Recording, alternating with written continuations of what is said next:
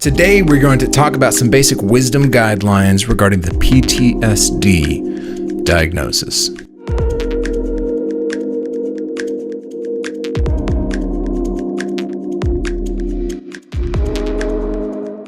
Okay, so the difference between trauma and PTSD, post-traumatic stress disorder, is this. Trauma is the overwhelming quality of an experience. And PTSD is a way of experiencing life after an overwhelming event. Okay, so trauma then, in contrast to PTSD, is an informal word that can vary from experience to experience. And PTSD is a formal term. It's a category. It's a psychiatric classification with its own rules for its application prescribed by the American Psychiatric Association.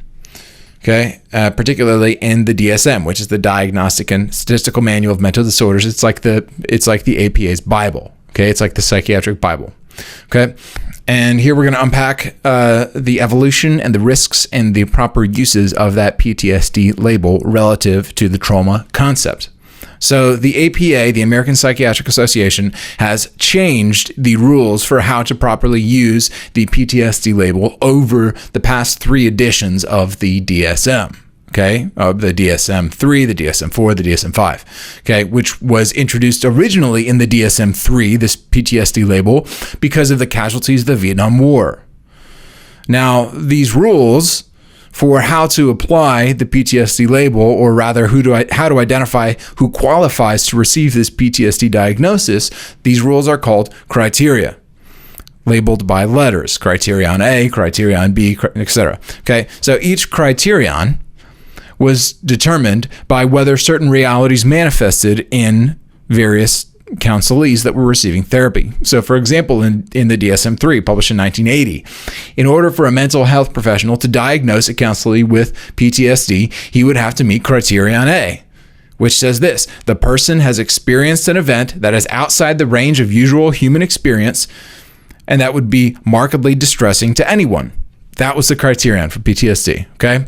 Now, the DSM-3 even made the qualifying remark, okay? They say this. They say that the precipitating stressor must not be one which is usually well tolerated by most other members of the cultural group. And they use the example of the death of a loved one or an ordinary traffic accident or something like that, okay? So if you go through these things and you say, I think I have PTSD because my dad died, they say, no, everybody's dad dies. You don't have PTSD. You're just sad, okay? But this is not really sufficient to qualify for the PTSD diagnosis according to the DSM-3. So the potential victim of trauma must also manifest 2 symptoms from criterion B, like recurring dreams and flashbacks, right? They also must manifest 3 symptoms from criterion C, like lapses in memory, attitudes of avoidance, things like that.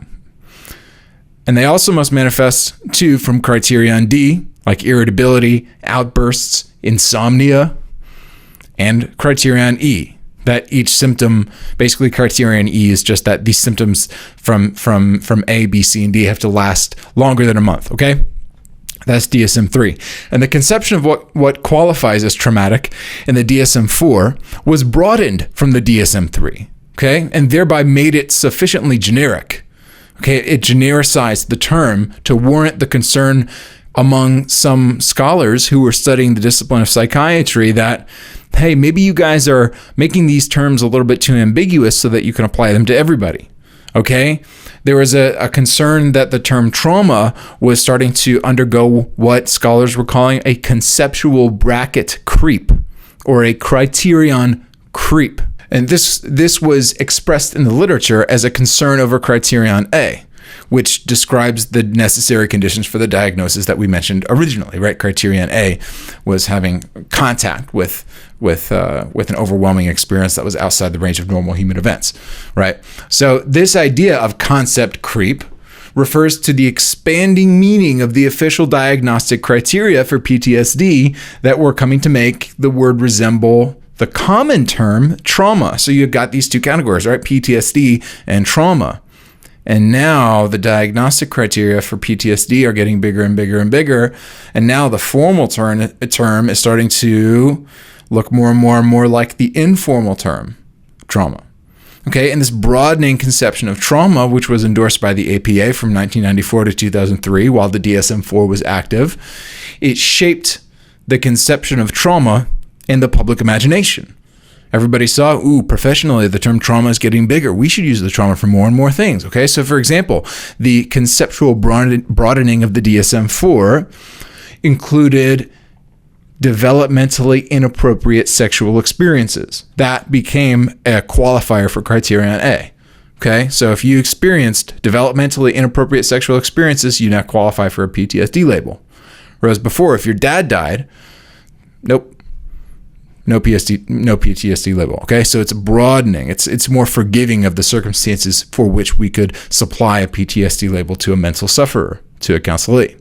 Okay, and so it qualified or it classified these developmentally inappropriate sexual experiences as traumatic events, which would not have qualified in the DSM-III's Criterion A. Okay, which required that traumas involve threats of serious injury or death. Okay, so a child, for example, who is exposed to pornography by an adult, according to the DSM-IV, might fulfill Criterion A in the DSM-IV, but not in the DSM-III. Okay, so now notice how different are the criteria for DSM-V, which we're going to look at here. Okay, this is Criterion A for DSM-V. Okay, that the person who is exposed to death, threatened death, actual or threatened serious injury, or actual or threatened sexual violence in the following ways: direct exposure, witnessing the trauma, learning that a relative or close friend was exposed to trauma, indirect exposure to adverse details of the trauma, like medical professionals, right, they see the trauma all the time, like the ER. So notice that the conception of trauma that has been expanding out to now, trauma expands, a PTSD diagnosis classification has expanded out to from rejecting PTSD classification to people whose fathers have died, to now if you learn that a relative or close friend was exposed to trauma, that classifies you for a PTSD label. Now, even indirect exposure to trauma qualifies as sufficient fulfillment of Criterion A for your friends, if you experienced the trauma, even if it was indirectly, right? So now criteria B through H in DSM-V continue to include relatively subject and felt symptoms. Now the PTSD qualification has more to do with how you feel than what you experienced, okay? And these sorts of subjective qualifications now qualify counselees for a PTSD diagnosis, which would not have been considered sufficiently disruptive according to the DSM-III. Okay, so in the DSM-III, the basic sort of epicenter of qualifying for PTSD diagnosis was trying to sort of account for some of these Vietnam veterans, right?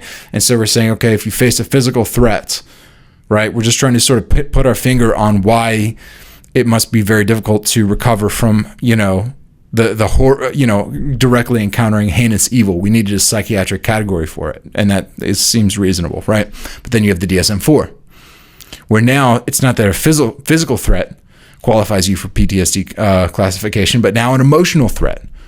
So now we're moving from 1980, where physical threat qualifies for PTSD, to 1994, where an emotional threat qualifies you for PTSD, and now in the DSM-V, published in 2013, a threat to a friend will qualify you for PTSD, right? And this history of the term is what makes it possible for people today to consider themselves triggered over the election of a certain political figure, right? Emotional threat is conceived then, diagnostically speaking, as having the potential to be as equally disruptive as physical threat. So in other words, the DSM-V has defined trauma in such a way that the DSM-III's original qualification no longer stands. The experience of very common realities like felt harm liberate therapists to give a PTSD diagnosis if the other criteria are met, which includes symptoms, like the way that the DSM puts it is that includes symptoms like avoidance of external reminders that arouse distressing memories and problems with concentration. This history helps us to understand two realities about trauma and PTSD. Number one, trauma and PTSD are very different. Okay? First, trauma and PTSD ought to be conceived as two distinct realities. Trauma and PTSD were originally conceived as very different things entirely. Okay? So PTSD in particular was intended to capture the effects of guerrilla warfare and child murder and physical torture in the Vietnam War. And this conceptual distinction can help us to make a distinction between the everyday suffering, which is difficult to process, which we'll call suffering, compared to experiences which overwhelm our ability to cope, which we'll call trauma, and then suffering so severe that it causes unmanageable symptoms for such a prolonged period of time that require professional help, which was called PTSD in the 1980s by professional psychiatrists, which we seem to have lost. The second thing we need to know about trauma and PTSD. Trauma and PTSD, while they are different, engage the same realities. So trauma and PTSD face the same realities, but in different degrees and with different dispositions. Okay, the changes made in the DSM recognize that there are some underlying truths between common suffering and PTSD, both bringing us into contact with heinous evil and death and realities which hurt us unfairly and badly. But the commonality between trauma and PTSD should not incline the traumatized to seek a PTSD diagnosis, but instead should incline those diagnosed with PTSD to engage their suffering as one which humans have for the entire history of the human race sought and succeeded to handle competently. Now, that's not to say that there aren't unique and complex and peculiarly difficult challenges which take the form of mental suffering that face those who suffer from PTSD. There are, most certainly. But that does not mean that PTSD, is easily overcome with a few Jedi mind tricks. It's not. It can be a lifelong journey of repeated pain and processing. The chronic pain which can accompany that journey can manifest itself in two ways. And we have to be mindful of these two ways, this fork in the road for those who receive this PTSD diagnosis. The first way it can manifest itself is as learned helplessness. And the second way it can manifest itself is as learned competence. Okay, so if the PTSD label becomes an excuse to let out your existential gut, so that your whole life comes to mimic the DSM criteria for PTSD, you will forever be incompetent at self-management and emotional regulation, because everything is going to be formatting your life to these criteria. It's going to be identified by this label. It will become more than explanatory. It will become more than scientifically and helpfully and therapeutically descriptive. It will become a dogma by which you live your life. Or it will become a tool in your tool belt that does not dictate how you feel and the decisions that you need to make. If you make the PTSD label an opportunity to take a way of taking more responsibility for yourself rather than less, then the label will yield competence that will translate into every area of your life, including recovery. And this moral responsibility is not about neglecting self-compassion, or gritting it out, or toughing it out, or neglecting your emotions, or failing to process your trauma. It's not about doing that. It's not about roughshotting over all of the emotional turbulence that comes with the post-traumatic distress. It's not about becoming overly judgmental of yourself and white-knuckling your way through trauma or PTSD. No, that's not what taking responsibility means. It's about engaging these realities with a mindset of competence and a mindset of mastery, rather than helplessness, rather than deferring to, I can't, I'm incompetent, I'll never be able to. Right? So PTSD, for some people, inclines them to be preoccupied with the morbidity of their own death and the death of their family members, right? So you think, okay, I'm terrified of death. I'm going to learn everything there is to know about death, and I'm going to come up with the best arguments for why the inevitability of death isn't just a bad thing, but it's a good thing, and how to leave a legacy, and how it frames my life in a more meaningful way. And I'm going to read Irving Yalom, then I'm going to read Seneca, and I'm going to read the Stoics, and I'm going to decide for myself what philosophy makes best sense and makes the most amount of happiness out of this tragic situation we're in called life. Boom. Pursue competence, even in the face of death, which cuts off everybody's head. Okay? Here's another one. The most common traumatic symptomatology is alcohol addiction. So I drink 4 glasses of scotch every night. Well, not me, but I'm just saying, you're a person. You drink 4 glasses of scotch every night, right? I'm going to learn how to be happier than this right now as a sober person. I'm going to master happiness. What is it I'm looking for? What is it I'm avoiding? I'm going to pursue the competence which allows me to handle this and to feel better than this without the alcohol. That's what I'm going to do. That's the competence I'm going to pursue, an emotional competence, right? Or there's the traumatic suffering of dissociation, right? The whole world feels dull. I feel trapped. I'm going to find out why my trauma affected me in this way. I'm going to make the changes I need to make in order to fix this. You can face trauma with a helplessness-oriented mindset or a competence-oriented mindset. And these two realities yield 3 practical conclusions for those who are diagnosed with PTSD and those who think maybe they ought to be, okay? So first, here are the 3 sort of practical conclusions all of this brings us towards, right? With this helplessness-oriented mindset or this competence-oriented mindset, all right? First, it's common to conceive of oneself as having PTSD in such a way that magnifies the symptoms rather than describes the symptoms, okay? It actually magnifies and perpetuates the symptoms, right? So in other words, those diagnosed with PTSD start interpreting all mental suffering through this PTSD lens, and it actually becomes exacerbated and magnified and exaggerated. So, for example, they will interpret all of their avoidant inclinations in life as post-traumatic avoidant inclinations, as a symptomatology, as more evidence for their label, because avoidance is listed in the DSM. So the effective path to recovery from PTSD actually requires the reverse mindset, as not as seeking everything, looking at all of your life through the DSM, but rather the purpose of diagnosing PTSD is to give a very complex and profound reality a single name. But that name doesn't define and dictate all of those complex realities. And the label PTSD gives the sufferer handles for their experience, but it's important that it doesn't become a security blanket that corrodes personal autonomy. The point of diagnosis should be recovery of autonomy, not the reinforcement of its loss. Okay? So that's the first practical point. The second one is this. The PTSD label can be blind to profound realities within trauma.